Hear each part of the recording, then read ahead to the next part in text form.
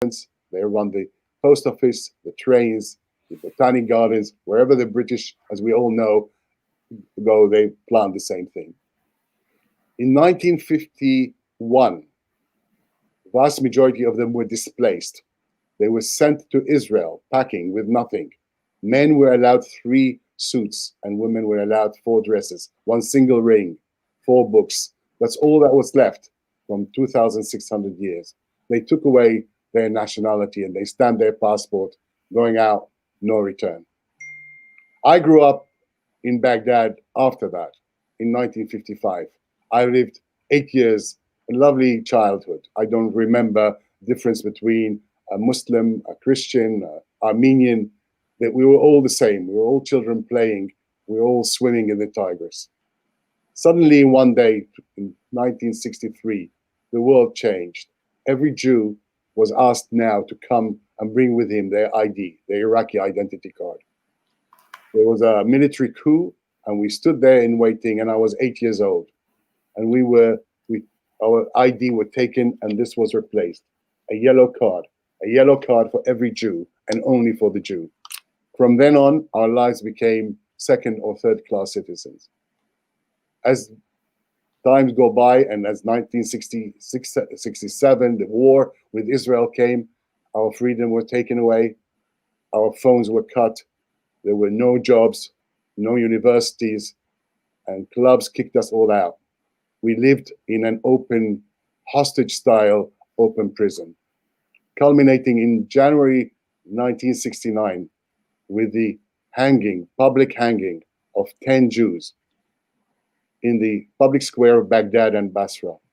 They hanged all day, and they were draped in linen, white linen, and the word Jew was written on the whole length of it, and the back, their full name and their address.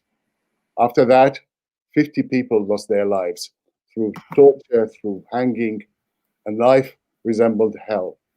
And 1971, my father took the brave step of changing our card to forged passports, and we managed to escape with the clothes we are on. In 2003, by the fall of Saddam Hussein, I went back. Why would I go back? Because I missed my roots. I missed the grave of my grandfather. I missed the 6 biblical prophets that are buried there. I missed the river. And I wanted to ask for my identity back. And you know what? 17 years on, I still haven't managed to get that. I watch and I keep watching our shrines being plundered, our assets being destroyed and taken and stolen, and no end to it. And now, from this platform, I appeal to the Iraqi government: stop the plundering, stop the cultural crime. These landmarks and these shrines do not belong to you. They don't even belong to the Jews. They are part of the shared history of humanity. Thank you. Edwin, thank you. Whenever you speak, we all feel the impact of your experience and the words that you share with us. So thank you for doing that.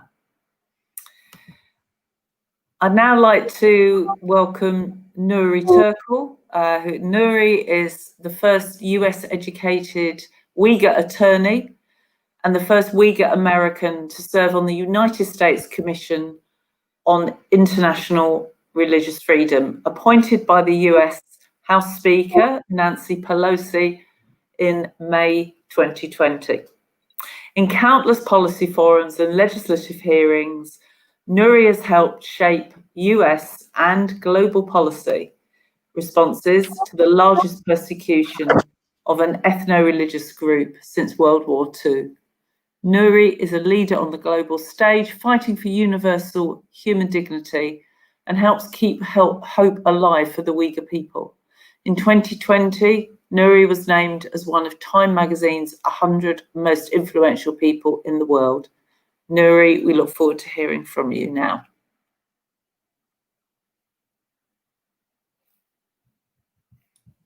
Thank you so much, Gillian, for that warm introduction. I am grateful to be part of this important discussion on religious freedom. And I'm particularly grateful to the Board of Directors for British Jews to shining a light on religious freedom issues, particularly the religious persecution of the Uighur Muslims in Xi Jinping's China. Before we begin, please allow me to say a few words about the organization that I'm representing, the United States Commission on International Religious Freedom, that has been raising the alarm for a long time about the religious freedom violations around the world. USERF it's an acronym for the organization. It's an independent bipartisan government body created more than 20 years ago by the International Religious Freedom Act of 1998. Our mandate is to monitor religious freedom abroad and to make policy recommendations to the President, Secretary of State, and Congress. Our work is led by 9 commissioners appointed by President, the Republican and Democratic leadership in the House and in the Senate. Through the initiatives like the Religious Prisoners of Conscience Project, known as RPOC, USERF commissioners have advocated on behalf of specific individuals imprisoned for their religious affiliation or advocacy. Many of you may have been aware of or read our annual report, which covers countries that we recommend the State Department either to designate as a country of particular concern or include in a special watch list. Today, I am asked to discuss the Uighur atrocities in China. Just briefly tell you who the Uyghurs are. The Uighur people are the predominant inhabitants of the region that China calls Xinjiang, that the Uyghurs call East Turkestan, which is in the northwestern part of China proper. It makes 1/6 of the China's territory. It is 4 times the size of California and the size of Western Europe. The Chinese government official statistics report indicate that the population is around 12 million, but the Uyghur people dispute that figure. Uyghurs have established a short-lived republic twice in history, 1933 and 1944. With Stalin's help, Uyghurs' homeland fall into the control of Communist China in 1949. And few years later, they renamed the region as Xinjiang Uyghur Autonomous Region. Xinjiang means new dominion, new territory. So a gradual erosion of civil liberties, human rights, religious freedom, and now genocide. The Chinese government has been implementing various forms of policies that has been accurately described by legal scholars and policy scholars, policy experts, that the Chinese government's conduct, in particular in the last 3 years, amounts to genocide. So what is happening? Why there's such a dramatic change in the way that the world perceives the Chinese treatment of the Uyghurs? What began with a repression of expression of Islam and the harassment of activists demanding greater autonomy. In some instances, the outside Uyghur groups demanded a separate Uyghur state, has devolved today into a violent, even genocidal policy of ethno-religious persecution. Upwards of 1 million. Some people just said million, but it could be anywhere around 3 million, based on the information that various organizations have been able to obtain. Even the United States government believes that the number is higher than 1 million. Nonetheless, the upwards of 1 million have been rounded up and confined within the network of concentration camps that the Chinese government calls vocational centers, more chillingly, re-education camps. Many have been subject to torture, enforced disappearances, and forced labor. Those not detained are under near constant surveillance following duplicitous programs of physical for all that reflect that collected reams of biometric data. So basically, the Chinese government has erased the boundaries between the society, the concentration camp, forced labor camp, the prison camp, even the families. Most recently, a new study revealed a regional effort to forcibly sterilize Uighur women in order to permanently alter their regional demographics. Just last year around, the Chinese government prevented the Uighur population growth by 24%. And now we have information emerging from the region. We're ordered to commit late-term abortions, even in infanticides, if Uighur families exceeds their family planning quotas. So the Chinese is a powerful actor, as you, that goes without saying. And after you're hearing the chilling accounts that I've described to you, you may reasonably think that where is the international community? The international community has been largely mute on this issue. The China is a powerful global actor. Its influence is growing daily by operation of its global projects such as Belt and Road Initiative, its West Trade Network, disseminating irresistibly cheap goods, and its ostensibly unconditional foreign aid and investment programs. They have something called COVID diplomacy now that the Europeans are much more familiar with or experience. It is also an increasingly adept player on the international stage, particularly as it occupies a vacuum left by the United States and entities like the UN Human Rights Council and now the WHO. So the international response on the atrocities have been somewhat lukewarm and for the most part silent, except for a few symbolic things that has happened. Just this year, a group of countries, about 39 countries, issued a statement demanding unfettered access to the camps.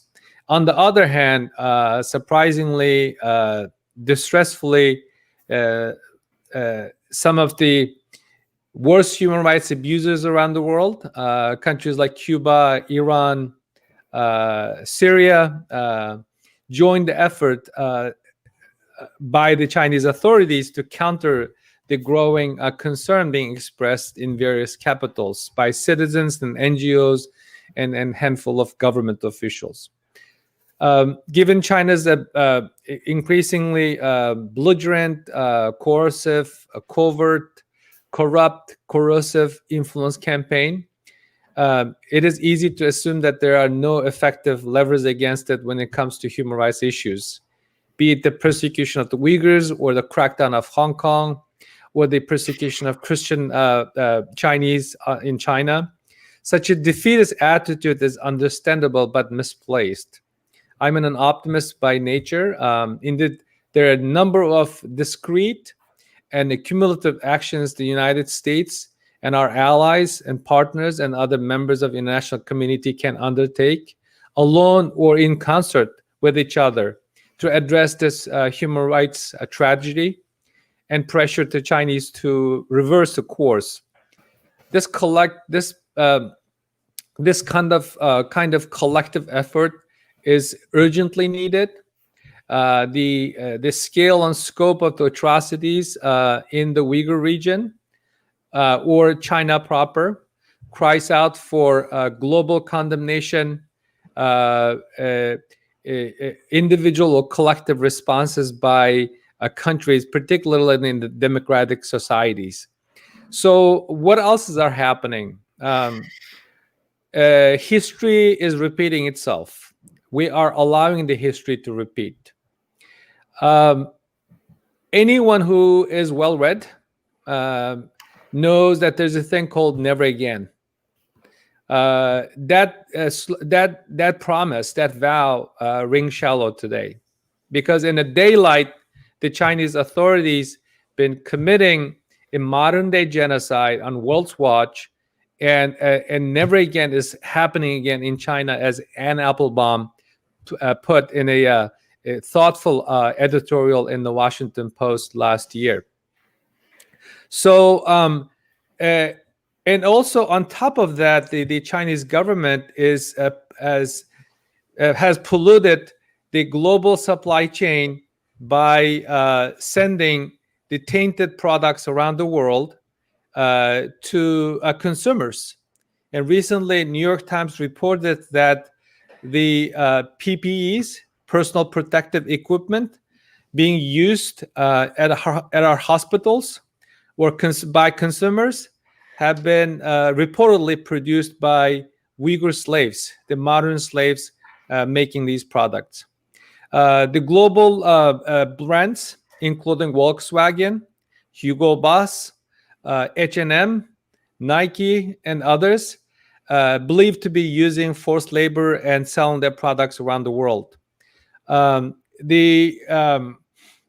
Some companies, under the pressure exerted by consumers, and some NGOs have been implemented some of the corrective measures that includes beefing up compliance program, consumer education, and also implementing some legal measures. The United States government. If I could just hold it just there, because I've got a question which I think will chime in very much with what you said. So if we could just perhaps hold here so that I can draw everyone else in. But your comments and your description of the situation of the Uyghurs is disturbing and very current, and we thank you for the introduction. But I would like to turn to a question from Ben Cleworth. Thanks for the question, Ben. And if anyone's got any other questions, please let us have them. So Ben says, and I totally agree with this, what a wonderful panel with such wide knowledge and experience, such loss and oppression that has been suffered. But how does the panel believe the more tolerance can be built and how best to combat persecution? Is the international community, something that Nury focused on, strong enough to fulfill its obligations? Well, there's a few questions for you. And I'm going to, first of all, come to Kiri, then to Padideh on that. So, Kiri. Yes. In short, I'm an optimist. I believe that more tolerance can be built. I'd focus in 3 areas. Education is very important, not just for the younger generation, but in governments, in local government and central government, and having a curriculum which is unbiased, because in many countries, we see a bias against religious minorities in the curriculum. So that's an important thing to tackle. Interfaith work is crucial, especially on a societal level, because we know that the more contact people have with each other, the more it fosters understanding and trust, which is required to live alongside each other. And in terms of what the international community can do, I would focus on definitely strengthening human rights frameworks, because they are all connected. And the potential is there. As Nury has quite eloquently said, you know, we have a genocide going on that still, although we've seen some encouraging steps, there's still so much more to be done. All that's needed is the will, because it is possible to tackle these issues working in concert together. You know, even just seeing how people are cooperating at the moment to try and find a cure for coronavirus shows that across borders we can work together. Thank you very much for that. Padideh, your thoughts on this question? Yes, thank you for the question. I want to reiterate what Kiri was saying, the importance of education. This is an area that the Baha'i community have experience on and knows that proper education, when done in a useful framework, will be effective and could change attitudes and change culture. What we need to do is to change the culture that we live in.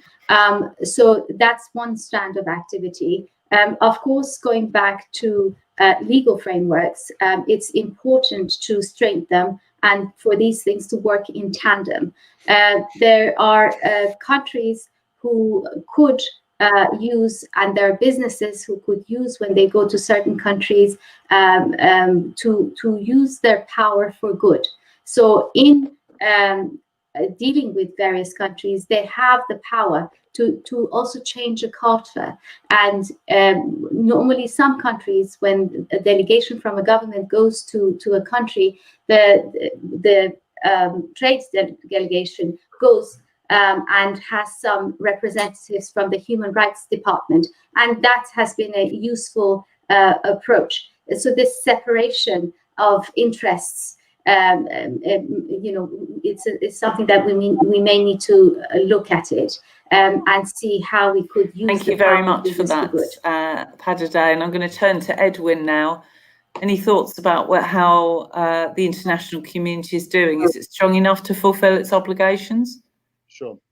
Thank you, Ben, for the question. You call for more tolerance. I actually call exactly the opposite. I call for less tolerance.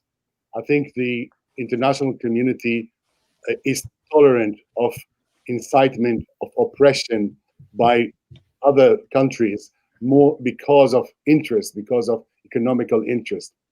We have seen today, this afternoon, for example, in Britain, some chairman of a sports organization said the wrong word, and that's it. He had to resign. In zero tolerance. But when the prime ministers or the presidents of countries that are oppressing faith groups in their countries are coming in, they still get welcomed, they still get treatment, and we should not tolerate that. We should not tolerate their incitement in their textbooks, in education books, because that's where it all starts. We should not tolerate them highlighting a certain group of people as the other, because that's where the problems begin. So let's call for less tolerance of such behavior, and let's unite together all faith groups, because an attack on one faith group is an attack on all faith groups. Thank you very much, Edwin. Very true. And Nury, international community strong enough to fulfill its obligations? You were referring to that in your opening comments. Yeah, not at all. Not at all. That's precisely why the United States government, in particular, refocusing on religious freedom. United Nations has failed miserably to fulfill its obligation, even though what the United Nations Charter specifically mandates the UN to tackle religious persecution. Anti-Semitism, bigotry, Islamophobia, everything is on the rise. So people like to jokingly say that the world is on fire, but it does not have to. International community has a huge responsibility. One, to recognize that religious persecution is a crime against humanity, and it is a precursor for genocide. We've seen this repeatedly over and over and over again. So the world can no longer ignore that religious freedom is another type of human rights issue, which is not actually protecting individuals' religious practices, respecting individuals' faith, providing religious freedom and protecting religious freedom actually gives the society, that country, the very stability that they're trying to achieve through quote-unquote religious persecution. We have no precedent that any government persecutes its religious minority or engages in a religious persecution, specific targeted violations against religious minority. Actually, that creates more instability. So, and then finally, the international community should switch or refocus its attention to moral issues more than an economic and other pressing issues that may be a concern for politicians in various capitals. So with that, I call on the governments, individuals, the organizations to revisit their position, their policy position, the individual responsibilities to pay a little bit more attention to the religious freedom issues around the world. Thank you. Well, there's some clear messages there.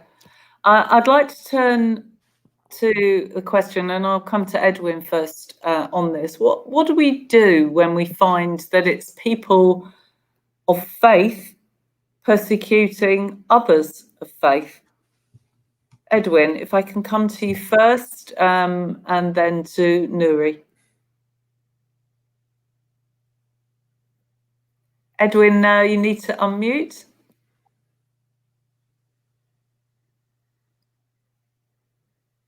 Can't hear you. Shall I tell you what, let me move on to Nury with the question and we'll come back to you, Edwin. So what can we do, Nury, when we find it's people of faith who are persecuting others? You know, we have several countries around the world where the minority religious group is oppressing the majority of ethnic group. There are a few countries in Middle East in particular, and also there are also countries that favors through very subtle policies, a social norm, or encouragement by various politician leaders to favor one religion over another. That is a dangerous trend. Even though that the individuals can do a lot to adjust, address, and correct that kind of social mistakes, that the governments in particular have a lot of responsibility. What our leaders say in public when it comes to a particular religious minority, it matters. So the rhetoric, the good public policy, and also principle-based foreign policy objectives, especially with respect to the United States. For example, in the United States, we have, my organization. We are an advisory body that makes sure that our relationship with other countries adheres to a principle to protect and promote the rights of the religious minorities in that country or the countries around the world. So the countries have to have a very clear message to its partners that having a good, healthy diplomatic relationship cannot be at the cost of allowing that regime to persecute the religious minority in that country. Thank you very much. Edwin, I believe you're back with us. Okay. Excellent. This gives me the chance to pay tribute on behalf of everybody here to one of the greatest thinkers and faith leaders in the 21st century, Rabbi Lord Jonathan Sacks, who left us to a better world on Saturday. Rabbi Sacks sat down and wrote a book after the 9/11 massacre, which was committed by so-called religious people. And the book that he wrote was Not in God's Name. I suggest that everyone, I read it twice, and I suggest we all read it, because that is what comes out of it is the hypocrisy of actually killing in the name of a God. And I think that more and more countries in the Middle East is looking now more obvious to their people that religion and God have been used and abused in order for personal gains rather than real faith. And I think that game is closing on these leaders, and I hope it will for good. Thank you very much for that, Edwin. And Kiri, your thoughts on this? What do we do when we find it's people who are of faith persecuting others? I mean, I would agree with everything that Edwin and Nury have said. I think that faith leaders in particular have a role, and Rabbi Sacks was amazing in that regard in terms of showing that leadership. I think that especially where you have these different authorities, for them to speak out and say, this is not how we do things, not in our name, it can go a long way, because the justification often offered is that it's holding to the tenets of a faith. And if faith leaders speak out and say that that is not the case, then it makes a great difference. And also leading on the ground, on a global scale, but on a smaller scale, individual leaders in their faith communities, in their communities, building bridges with those who are different, building bridges with other communities and taking their community along with them can be instrumental in turning the tide. Thank you very much. Padideh, people of faith persecuting others? Yes, I think there is a need for greater religious literacy and gathering of faith leaders together to actually look at their internal language and how they promote their own religion in respect and in relation to other religion. Sometimes this, the kind of rhetoric that promotes superiority, it's hardly useful for followers of the faith to form and to express their informed opinion about others. When I mentioned the word religious literacy is because our society has really forgotten how to sit down and talk about their beliefs, and we have lost that skill. But if we promote greater interfaith relations, and people learn how to sit down and talk about the many difficult questions and many challenges that they have, but in a peaceful manner, then we will basically build the foundation for greater interfaith interaction. I think interfaith in the Middle East, you could see interfaith is finding a new life in the certain Arab countries. We could see the blossoming of that happening and bringing people of various faiths together. So there should be systematic, perhaps even with the aid of the United Nations, to promote certain programs that involve faith leaders to guide, to assist and encourage the followers of certain faiths to participate in these forums where it could bring people together. Because when you see people eye to eye, when you learn about their beliefs, you're less likely to express animosity, and you will think twice, because these are all our friends. And this is what we experience in this country, engaging and interacting with people of different faiths, and finding the language to be able to express its views, but in a respectful manner. Thank you very much. Don't ask me where the time's gone, but it's going very fast. So we are moving to our last question. I'm going to turn to a question from Sheldon Stone. So thank you very much, Sheldon, for this question. And I will invite Edwin, as he missed out last time in starting first, to start first this time. So the question is in relation to the Uyghurs.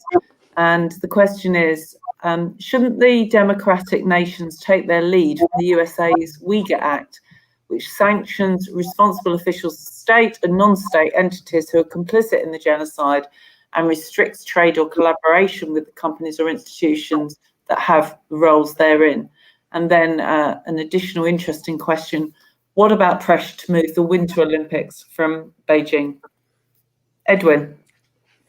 Well, I would only say I totally agree, because I appreciate what Sheldon, not just now, but has been taking on this subject, and he has actually been. I am a student of what he says about this subject, and I greet him and thank you for that question, which is I totally agree with it. It's more rhetoric than real, and he has just set here what needs to be done in Iraq across the world. Thank you very much, Edwin. I'll come now to Padideh, and then Nury, and last but not least, Kiri. Padideh. I'm personally a fan of the type of sanctions that are not adversarial. They're not belittling the countries, but they are building the kind of relationship. And I think what will be helpful is to have see countries, where are they coming from? What is their baseline of understanding of those democratic values and human rights values, and gradually set benchmarks which are achievable, and in a spirit of love and accompaniment, gradually raise their abilities to be able. And I say this with great understanding that people are suffering, but we need to base it on understanding human psychology and how we could work better with these countries. But definitely there are certain types of sanctions that work better. And I agree with children about the use of businesses, that they could be a force for good if they orient themselves in that direction. Thank you very much. Nury. I would say yes. Adding one more addition to that policy recommendation, calling those actors out is also very important. Some government, actually, most of those human rights abusers were the leaders designing, implementing religious persecution policies, care so much about how they've been portrayed in the international community. And also, following that should be targeted sanctions, as the United States government has done. The countries with the Global Magnitsky Act should implement it. If you don't implement, just to have a policy or have a legislative mandate makes you feel good, but it will be meaningless. So the United States government effectively utilized the Global Magnitsky Act, going after a large business entity, a paramilitary called Xinjiang Construction Production Corp, that been added to the sanction under the Global Magnitsky Act. That company has that entity has 800,000 shell companies around the world, controls much of the cotton resources. So that's been effective. And also at sanctioning human rights abusers is another aspect that could be considered.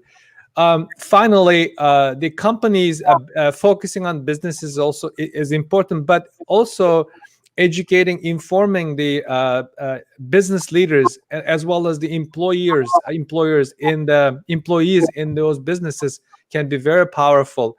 I can imagine that if Silicon Valley engineers tells their company executives that if they stop helping country ABC with surveillance technology monitoring religious minority, then I am not with you. It takes a lot of effort, a lot of energy to train a skilled engineer, a designer.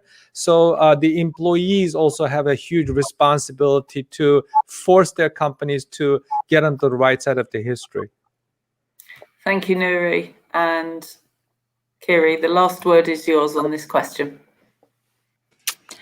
Yes, I would say, just following on from what Nury said, we do have what they call Magnitsky legislation here in the UK, which does allow for targeted sanctions against those implicated in gross human rights abuses. It was only recently introduced, and I think it would be good to see it used in this way. And I know that the European Union is working on their own version. What would be lovely is to see countries also exchanging information so that they work in concert, even if they have their own acts. So just as the US has taken certain steps, it would be great to see the UK work with them, sharing information, and the same with other countries such as Canada, the European Union, and others, so that those human rights abusers do not find a comfortable place to rest in light of what they're perpetrating in their country. A very fine thought on which to end this evening's podcast. And we were promised insight, we were promised feeling, and we were promised wisdom from the panel. And I feel that we've got all of that this evening. So I want to thank Edwin, Nury, Padideh, Kiri for your time, but your input. And in addition, I want to applaud you all for your continued courage in promoting freedom of religion and belief for all. We felt and heard it tonight. There's clearly so much more to be done to make freedom of religion and belief a reality for all. But I can say to you that on behalf of British Jews, we will continue to stand alongside you in this absolutely critical work. So thank you again to our esteemed, intelligent, committed, and very feeling panel.